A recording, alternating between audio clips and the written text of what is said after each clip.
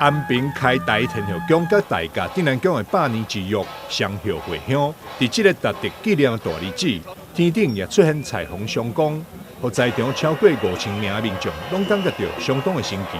认为是两尊妈祖共同为大家带来好运。今仔日吼，是咱100年以来上介好的一个日子啊！这就是因为咱迄个大家镇南宫的妈祖以往落南的时阵拢无来到咱台南市，这届是算头一届，行到咱迄个台南市，过来咱安平天后宫，因这咱的祖庙因的姊妹亲会当安尼三甲伫咱安平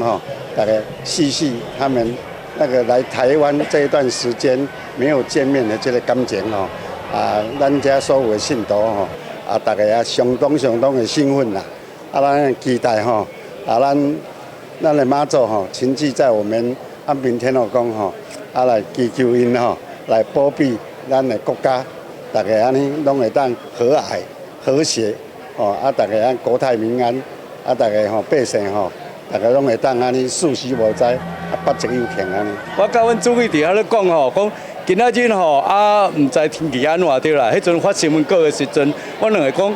阮感受到你也像300当前大家做伙来遮大关嘛伫按中部遐发展，按安平嘛伫南部发展。300年以后，在这边相会，这边会乡，是非常令人感动的一件事。所以我两个讲，今仔唔知落雨未啦？我迄阵讲，即马迄个记者讲啦，讲古顶这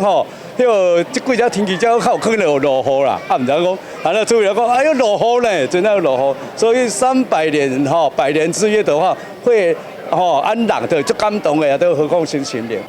西进旗号队伍为庆平路、新天桥、安平路，一直到开台天宫入庙回乡，圣道沿路跪地软脚骹，祈求妈祖护佑，场面是热烈非凡。